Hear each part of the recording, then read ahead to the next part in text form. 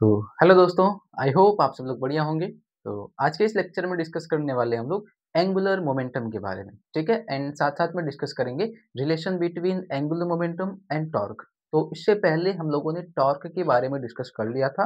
अगर आपने वो लेक्चर नहीं देखा है तो आपको लिंक डिस्क्रिप्शन बॉक्स में मिल जाएगा, एक बार उसको ज़रूर देखिएगा क्योंकि इस लेक्चर में हम लोग एंगुलर मोमेंटम के साथ-साथ में टॉर्क और एंगुलर मोमेंटम का रिलेशन भी पढ़ने वाले हैं, ठीक है।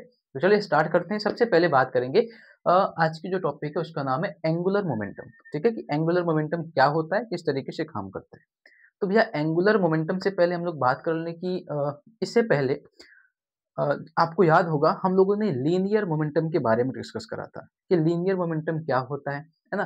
तो अगर आपको याद हो तो लीनियर मोमेंटम के बारे में हम लोगों ने ये डिस्कस करा था कि जो लीनियर मोमेंटम होता है किसी भी सिस्टम का, किसी भी ऑब्जेक्ट का, वो अमाउंट ऑफ द मोशन होता है ना? अमाउंट ऑफ द मोशन जो भी होता है किसी सिस्टम का उसको हम लोग लीनियर मोमेंटम कहते हैं। या फिर ऐसा कह लो कि जब किसी ऑब्जेक्ट पे आप कोई फोर्स अप्लाई करते हो तो वो ऑब्जेक्ट मूव करता है, तो ऑब्जेक्ट का जो भी मास होता है और उसकी वेलोसिटी उससे मल्टीप्लाई करते हो तो एक फॉर्मूला बना था जिसको हम लोग लीनियर मोमेंटम कहते हैं और फॉर्मूला था P is equal to m into v. ये हमारा लीनियर मोमेंटम का फॉर्मूला था। ये लीनियर मोमेंटम का फॉर्मूला था। ठीक है भैया, आगे डिस्कस करना है एंगुलर मोमेंटम। बताइए तो एंगुलर मोमेंटम का ठीक ऐसे ही रिलेट कर लो कि जब देखो लीनियर मोमेंटम तब मिलता है जब आप ट्रांसलेशनल मोशन करते हो, है ना? तो एंगुलर मोमेंटम तब मिलेगा जब आप रोटेशनल मोशन करोगे, ठीक है? तब कोई पार्टिकल या फिर जब भी कोई ऑब्जेक्ट कह सकते हो, ठीक है? वो अगर रोटेशनल मोशन करता है तो उस टाइम पे जो उसका मोमेंटम बनेगा उसको बोला जाता है एंगुलर मोमेंटम। अब रोटेशनल मोशन का मतलब समझते हो ना कि किसी फिक्स एक्सिस के थ्रू कोई ऑब्जेक्ट होगा, वो रोटेट करेगा, सर्कुलर फॉर्म में घूमेगा, ठीक है? तो उसको कहा जाता है रोटेशनल मोशन। तो जब भी कोई ऑब्जेक्ट रोटेशनल मोशन करता है एंड उस टाइम पे जो उसका मोमेंटम बनता है उसको बोला जाता है एंगुलर मोमेंटम। तो एंगुलर मोमेंटम को दिखाने की बात आए तो आप उसको जे से दिखा सकते हो, ठीक है? चाहो तो एल से दिखा सकते हो। दोनों में से कोई एक से आप दिखा सकते हो। चाहो तो जे से दिखा लो, चाहो तो एल से दिखा लो, ठीक है? एंड ये फॉर्मूला होता है वेक्टर फॉर्म में। चलो, अब इसको और अच्छे से डिस्कस करा जाए एंगुलर मोमेंटम को तो कैसे ये बिहेव करता है, ठीक है? तो सपोज़ करो आपके पास में एक सिस्टम है, ठीक है? ये आपके पास में एक सिस्टम है, ठीक है? इस सिस्टम में आपने एक पार्टिकल रखा है। लेट्स सपोज़ आपके पास में एक पार्टिकल है जिसका मास है m।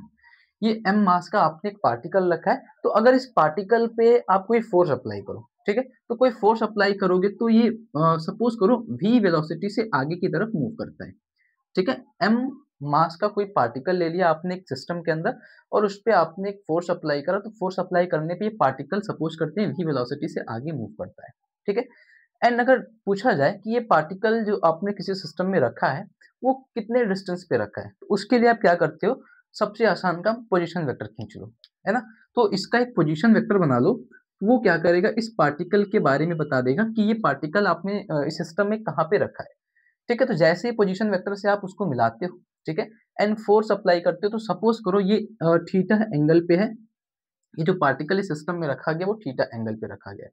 तो थीटा एंगल पे रखोगे तो इधर भी आपका एंगल अगर देखा जाए तो थीटा एंगल बनेगा, है ना? और ये पार्टिकल पे जो आप फोर्स अप्लाई करते हो तो ये v वेलोसिटी से सपोज़ करते हैं आगे की साइड पे मूव करता है। तो अगर इसका कंपोनेंट देखा जाए तो भैया एक तो कंपोनेंट इसका ये बनेगा, देखो एक कंपोनेंट इसका इसी पे बनेगा और एक कंपोनेंट इधर बनेगा। ये जो कंपोनेंट होगा उसको आप नाम दोगे v cos थीटा, जो कि इसी के डायरेक्शन में चल रहा है तो कोई इफ़ेक्ट नहीं डालेगा, ऑब्जेक्ट के मोशन पे उसका कोई फ़र्क नहीं पड़ने वाला।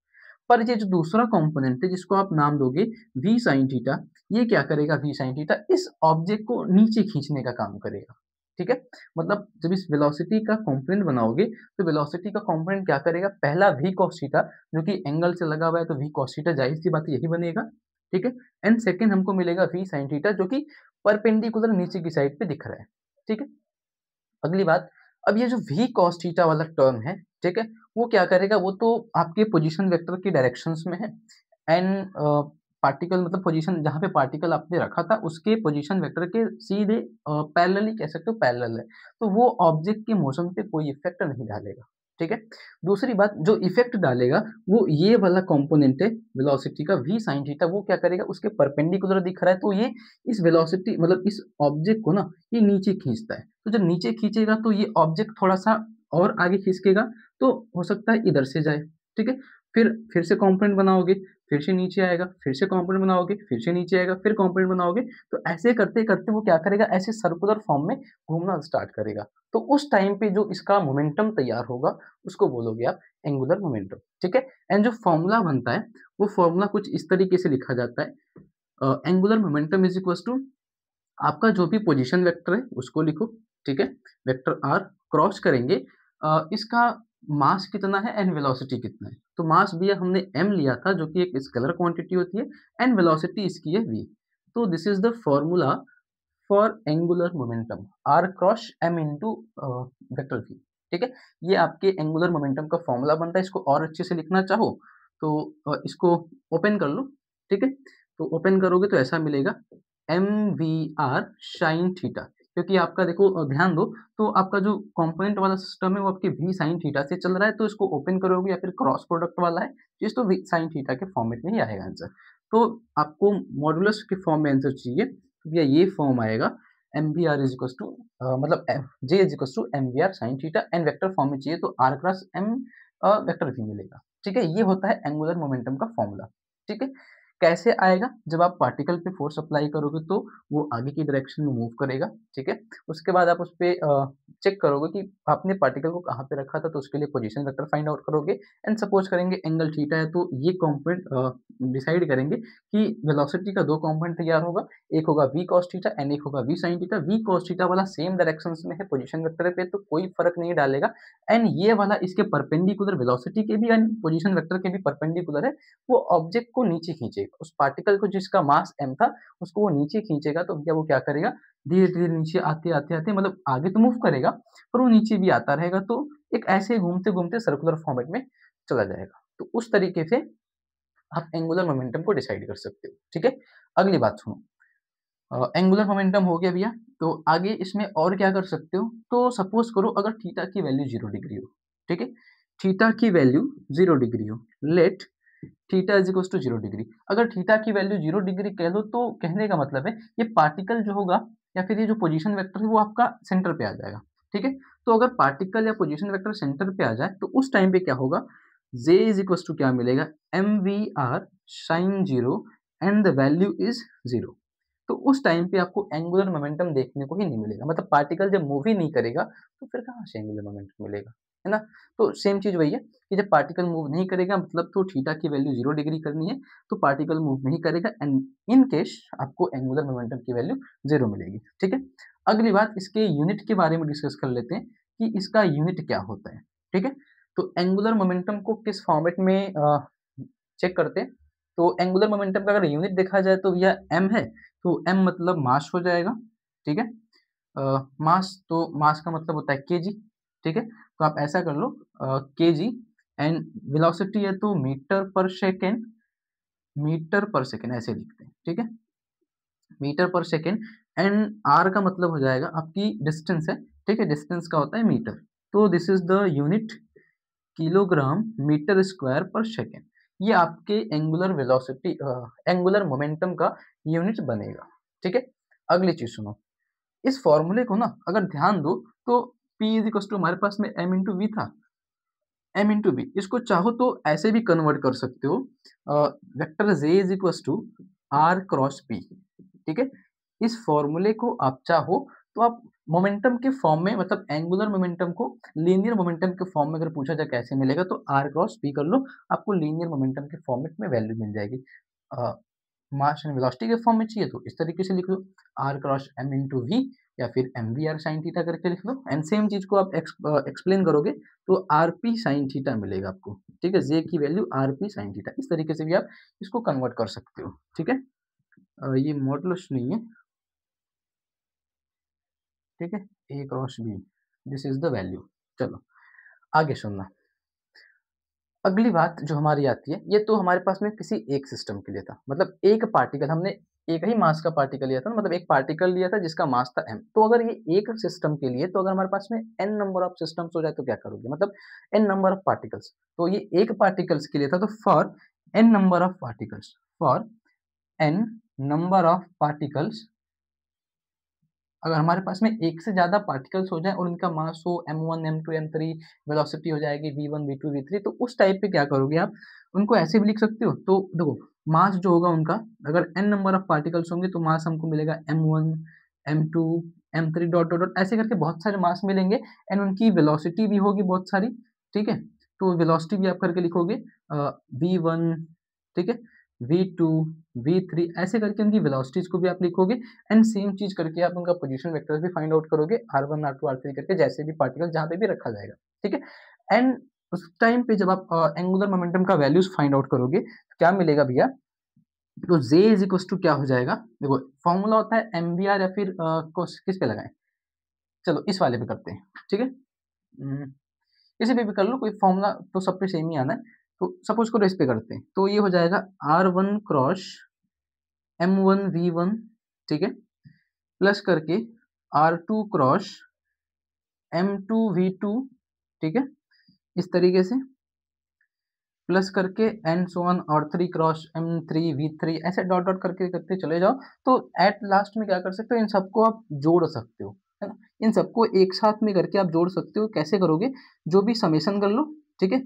उसके बाद समेशन करने के बाद जो भी इनका पोजीशन वेक्टर होगा वो लिखो, ठीक है? मास जो भी होगा वो लिखो एंड वेलोसिटी इनकी जो भी होगी वो लिखो। तो इनको चाहो तो ऐसे फॉर्म में भी करके लिख सकते हो, ठीक है? तो जितने भी नंबर ऑफ पार्टिकल्स होंगे, ठीक है, एंगुलर मोमेंटम को लिखना है, तो जितने भी नंबर ऑफ पार्टिकल्स होंगे उनको आप समेशंस करके ऐड करके लिख सकते हो, या फिर एक तरीका और है, इसको और करके ऐसे भी लिख सकते हो, ये J1 हो जाएगा, ये J2 हो जाएगा, ठीक है? तो J की वैल्यू ऐसे भी लिख सकते हो, J1, J2, J3 and so on करके, ठीक है? इस फॉर्मेट में भी इनको लिख सकते हो, ठीक है? तो आप चाहो तो n नंबर ऑफ सिस्टम्स के लिए अगर आपको एंगुलर मोमेंटम की वैल्यू लिखनी हो n नंबर ऑफ पार्टिकल्स के लिए, तो उसके लिए क्या करो, सबकी अलग-अलग वैल्यूज़ को निकालो और ऐड करके चले जाओ, आपको n नंबर ऑफ सिस्टम्स के लिए निकल जाएगी वैल्यूज़, ठीक है? तो ये था आपके एंगुलर मोमेंटम का अभी फिलहाल वैल्यू, ठीक है? अब आगे डिस्कस करेंगे, इनको नोट करना, तो आगे डिस्कस करेंगे हम लोग एंगुलर मोमेंटम एंड टॉर्क के बीच में रिलेशंस क्या होते हैं, ठीक है? चलिए आगे डिस्कस करेंगे relation between angular momentum and torque.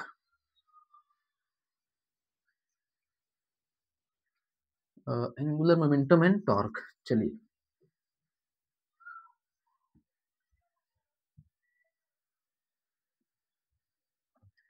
अगला टॉपिक है relation between angular momentum and torque.